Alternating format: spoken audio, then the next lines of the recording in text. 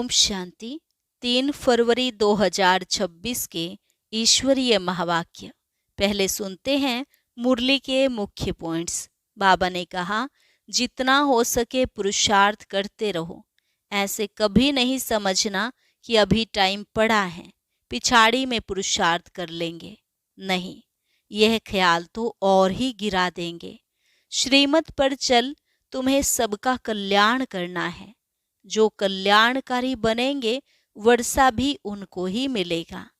फिर बाबा ने कहा, थोड़ा सुनने से भी प्रजा में तो आ ही जाएंगे। बाकी राज्य भाग्य लेना, उसमें है गुप्त मेहनत। बादशाही इतना सहज थोड़े ही मिल सकती।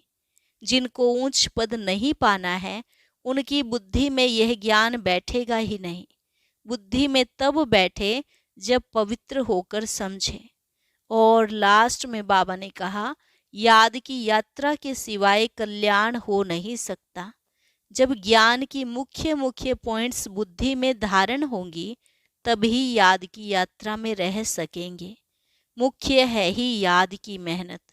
बहुत याद करने वाले कर्मातीत अवस्था को पा लेते हैं। अब याद करो ना करो, परंतु बाप का डायरेक्शन यही है। और अब सुनते हैं महावाक्यों को विस्तार से। मुरली का सार। मीठे बच्चे, तुम्हें याद में रहने का पुरुषार्थ जरूर करना है, क्योंकि याद के बल से ही तुम विकर्माजीत बनेंगे। प्रश्न, कौन सा ख्याल आया तो पुरुषार्थ में गिर पड़ेंगे। खुदाई खिदमतगार बच्चे कौन सी सेवा करते रहेंगे। उत्तर, कई बच्चे समझते हैं अभी टाइम पड़ा है, पीछे पुरुषार्थ कर लेंगे। परंतु मौत का नियम थोड़े ही है, कल कल करते मर जाएंगे। इसलिए ऐसे मत समझो बहुत वर्ष पड़े हैं, पिछाड़ी में गैलप कर लेंगे। यह ख्याल और ही गिरा देगा। जितना हो सके याद में रहने का पुरुषार्थ कर श्रीमत पर अपना कल्याण करते रहो।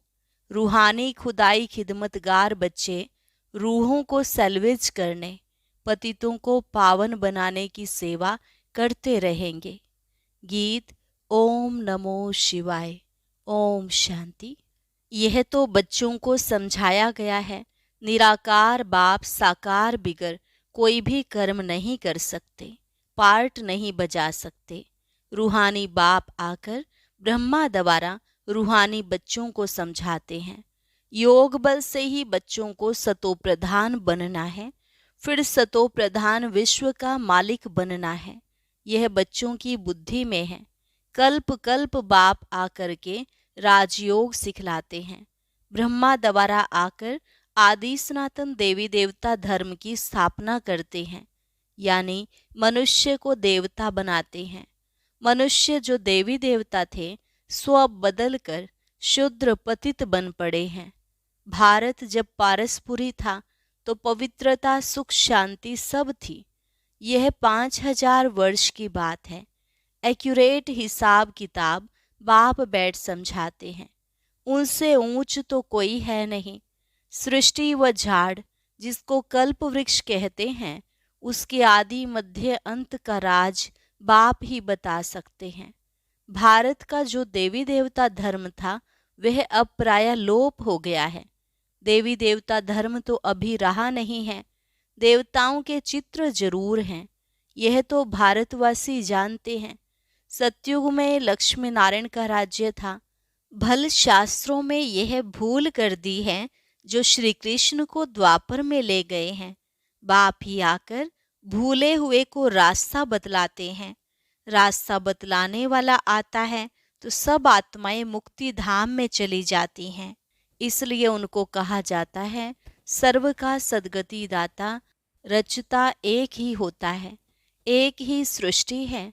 वर्ल्ड की हिस्ट्री ज्योग्राफी एक ही है, वह रिपीट होती रहती है। सतयुग त्रेता द्वापर कलयुग, फिर होता है संगम युग। कलयुग में है पतित, सतयुग में है पावन। सतयुग होगा तो जरूर कलयुग विनाश होगा। विनाश से पहले स्थापना होगी। सतयुग में तो स्थापना नहीं होगी। भगवान आएगा ही तब जब पतित दुनिया है। सतयुग तो है ही पावन दुनिया। पतित दुनिया को पावन दुनिया बनाने भगवान को आना पड़ता है। अब बाप सहज से सहज युक्ति बताते हैं। देह के सब संबंध छोड़ देही अभिमानी बन बाप को याद करो। कोई एक तो पतित पावन है ना। भक्तों को फल देने वाला एक ही भगवान है। भक्तों को ज्ञान देते हैं। पतित दुनिया में ज्ञान सागर ही आते हैं पावन बनाने लिए। पावन बनते हो योग से। बाप बिगड़ तो कोई पावन बना न सके। यह सब बातें बुद्धि में बैठाई जाती हैं औरों को समझाने के लिए। घर घर में संदेश देना है। ऐसे नहीं कहना है कि भगवान आया है। बड़ा युक्ति से समझाना होता है। बोलो वह बाप है ना। एक है लौकिक बाप, दूसरा पारलौकिक बाप। दुख के समय पारलौकिक बाप को ही याद करते हैं। सुख धाम में कोई भी याद नहीं करते हैं। सतयुग में लक्ष्मी नारायण के राज्य में सुख ही सुख था। प्योरिटी, पीस, प्रॉस्पर्टी थी। बाप का वर्षा मिल गया, फिर पुकारते क्यों? आत्मा जानती है हमको सुख है। यह तो कोई भी कहेंगे वहाँ सुख ही सुख है। बाप ने दुख के लिए तो सृष्टि नहीं रची है। यह बना बनाया खेल है। जिनका पार्ट पिछाड़ी में है, 2-4 जन्म लेते हैं, वह जरूर बाकी समय शांति में रहेंगे। बाकी ड्रामा के खेल से ही निकल जाएं, यह हो नहीं सकता। खेल में तो सबको आना होगा। 1-2 जन्म मिलते हैं तो बाकी समय जैसे कि मोक्ष में है। आत्मा पार्टधारी है ना। कोई आत्मा को ऊंच पार्ट मिला हुआ है, कोई को कम। यह भी अभी तुम जानते हो। गाया जाता है ईश्वर का कोई अंत नहीं पा सकते। बाप ही आकर अंत देते हैं, रचता और रचना के आदि मध्य अंत का। जब तक रचता खुद न आए तब तक रचता और रचना को जान नहीं सकते। बाप ही आकर बतलाते हैं, मैं साधारण तन में प्रवेश करता हूँ। मैं जिसमें प्रवेश करता हूँ वह अपने जन्मों को नहीं जानते। उनको बैठ 84 जन्मों की कहानी सुनाता हूँ। कोई के पार्ट में चेंज नहीं हो सकती। यह बना बनाया खेल है। यह भी किसकी बुद्धि में नहीं बैठता। बुद्धि में तब बैठे जब पवित्र होकर समझें। अच्छी रीति समझने के लिए ही 7 रोज भट्ठी है। भागवत आदि भी 7 दिन रखते हैं। यहाँ भी समझ में आता है कम से कम 7 दिन के सिवाय कोई समझ नहीं सकेंगे। कोई कोई तो अच्छा समझ लेते हैं, कोई कोई तो 7 रोज समझकर भी कुछ नहीं समझते। बुद्धि में बैठता नहीं। कह देते हैं हम तो 7 रोज आया। हमारी बुद्धि में कुछ बैठता नहीं। ऊंच पद पाना नहीं होगा तो बुद्धि में बैठेगा नहीं। अच्छा फिर भी उनका कल्याण तो हुआ ना। प्रजा तो ऐसे ही बनती है। बाकी राज्य भाग्य लेना उसमें तो गुप्त मेहनत है। बाप को याद करने से ही विकर्म विनाश होते हैं। अब करो न करो, परंतु बाप का डायरेक्शन यह है। प्यारी वस्तु को तो याद किया जाता है ना। भक्ति मार्ग में भी गाते हैं, हे पतित पावन आओ। अब वह मिला है। कहते हैं मुझे याद करो तो कट उतर जाएगी। बादशाही सहज थोड़े ही मिल सकती। कुछ तो मेहनत होगी ना। याद में ही मेहनत है। मुख्य है ही याद की यात्रा। बहुत याद करने वाले कर्मातीत अवस्था को पा लेते हैं। पूरा याद न करने से विकर्म विनाश नहीं होंगे। योग बल से ही विकर्माजीत बनना है। आगे भी योग बल से ही विकर्मों को जीता है। लक्ष्मी नारायण इतने पवित्र कैसे बने जबकि कलयुग अंत में कोई भी पवित्र नहीं है? इसमें तो साफ है। यह गीता के ज्ञान का एपिसोड रिपीट हो रहा है। शिव भगवानु आज भूलें तो होती रहती है ना। बाप ही आकर अभूल बनाते हैं। भारत के जो भी शास्त्र हैं वो सब है भक्ति मार्ग के। बाप कहते हैं मैंने जो कहा था वह किसको भी पता नहीं है। जिन्हों को कहा था उन्होंने पद पाया। 21 जन्मों की प्रारब्ध पाई, फिर ज्ञान प्राय लोप हो जाता है। तुम ही चक्र लगाकर आए हो। कल्प पहले जिन्होंने सुना है वही आएंगे।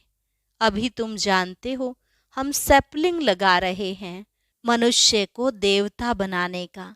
यह है दैवी झाड़ का सैपलिंग। वो लोग फिर उन झाड़ों का सैपलिंग बहुत लगाते रहते हैं। बाप आकर कॉन्ट्रास्ट बताते हैं। बाप दैवी फूलों का सैपलिंग लगाते हैं, वे तो जंगल का सैपलिंग लगाते रहते हैं। तुम दिखाते भी हो कौरव क्या करत भय, पांडव क्या करत भय, उनके क्या प्लान हैं और तुम्हारे क्या प्लान्स हैं। वो अपना प्लान बनाते हैं कि दुनिया बढ़े नहीं, फैमिली प्लानिंग करें, जो मनुष्य जास्ती ना बढ़े उसके लिए मेहनत करते रहते हैं। बाप तो बहुत अच्छी बात बतलाते हैं। अनेक धर्म विनाश हो जाएंगे और एक ही देवी देवता धर्म की फैमिली स्थापन करते हैं। सतयुग में एक ही आदि सनातन देवी देवता धर्म की फैमिली थी और इतनी फैमिलीज थी नहीं। भारत में कितनी फैमिली हैं? Gujarat family, Maharashtrian family. वास्तव में भारतवासियों की एक फैमिली होनी चाहिए। बहुत फैमिलीज होंगी तो जरूर आपस में खिटपिट ही रहेगी, फिर सिविल वार हो जाती है। फैमिली में भी सिविल वार हो जाती है। जैसे क्रिश्चियन की अपनी फैमिली है, उन्हों की भी आपस में लगती है। आपस में दो भाई नहीं मिलते, पानी भी बांटा जाता है। सिख धर्म वाले समझेंगे हम अपने सिख धर्म वालों को जास्ती सुख दें, रग जाती है तो माथा मारते हैं। जब अंत होती है तो फिर सिविल वार आदि सब आ जाती है, आपस में लड़ने लग पड़ते हैं। विनाश तो होना ही है। बॉम्ब्स ढेर बनाते रहते हैं।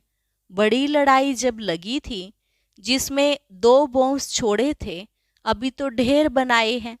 समझ की बात है ना। तुमको समझाना है यह लड़ाई वही महाभारत की है।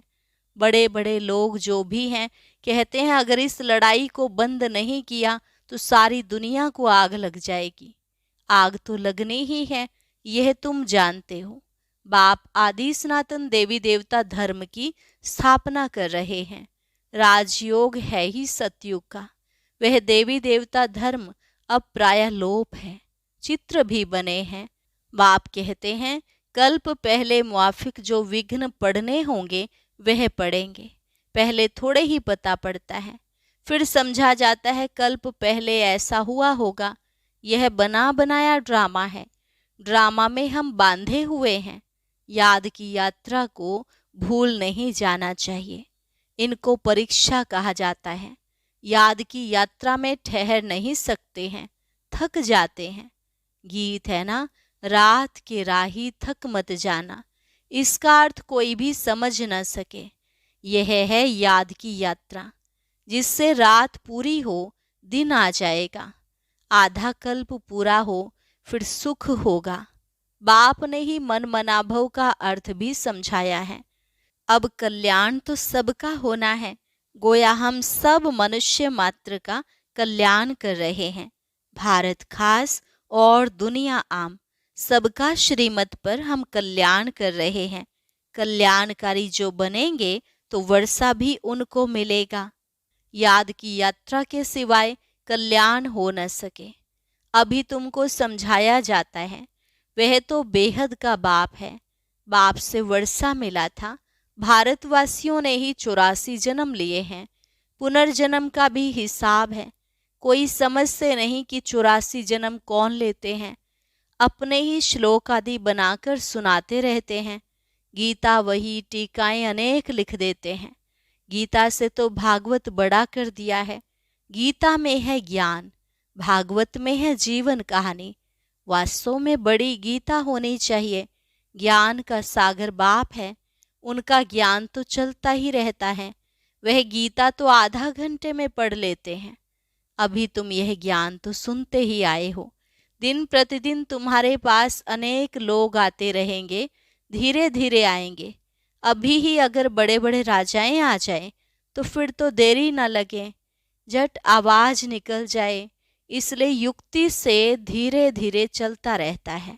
यह है ही गुप्त ज्ञान, किसको पता नहीं है कि यह क्या कर रहे हैं।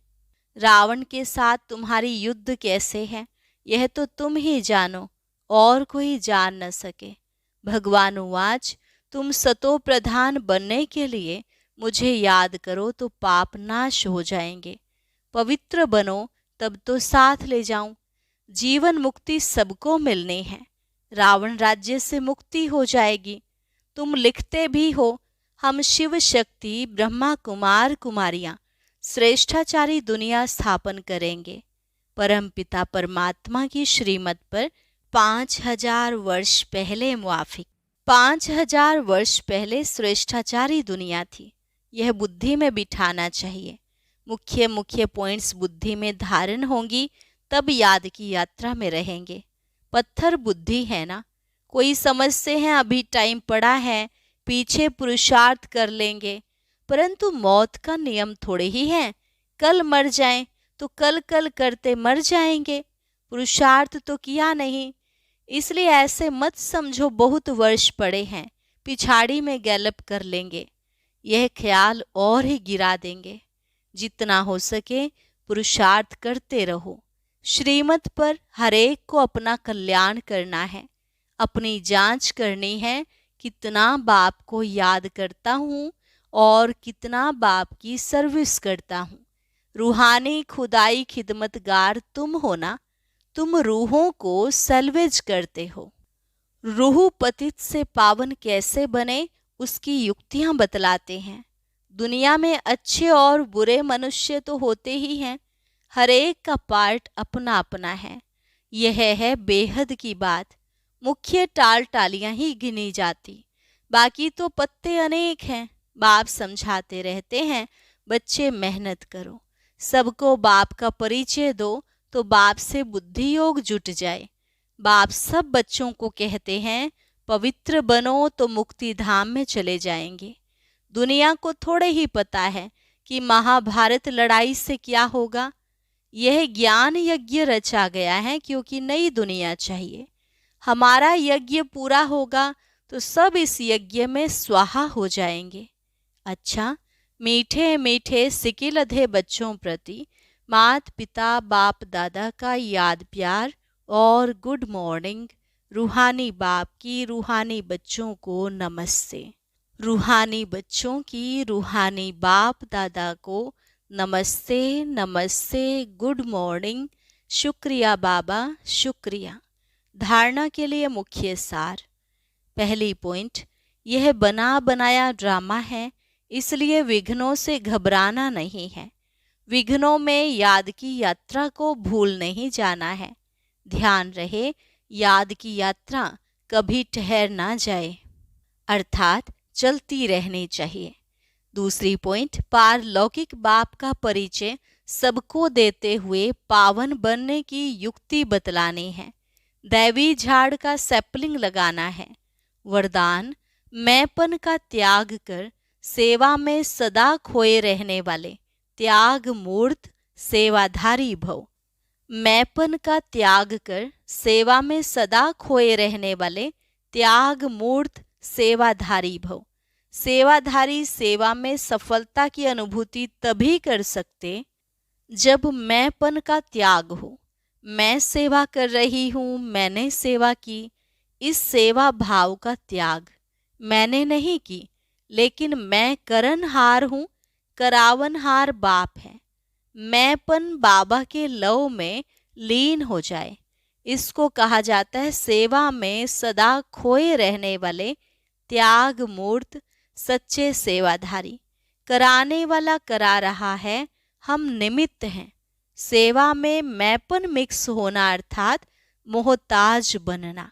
सच्चे सेवाधारी में यह संस्कार हो नहीं सकते। स्लोगन, व्यर्थ को समाप्त कर दो तो सेवा की ऑफर सामने आएगी। व्यर्थ को समाप्त कर दो तो सेवा की ऑफर सामने आएगी। अव्यक्त इशारे, एकता और विश्वास की विशेषता द्वारा सफलता संपन्न बनो। एकता के लिए स्वयं में समाने की शक्ति चाहिए। इससे दूसरे का संस्कार भी अवश्य शीतल हो जाएगा। सदा एक दो में स्नेह की, श्रेष्ठता की भावना से संपर्क में आओ, गुणग्राही बनो, तो एकता कायम रह सकती है। आपके संगठन की शुभ भावना अनेक आत्माओं को भावना का फल दिलाने के निमित्त बनेगी, उन्हें नई राह मिलेगी। अच्छा, और अभी सुनते हैं आज का अव्यक्त ज्ञान मोती।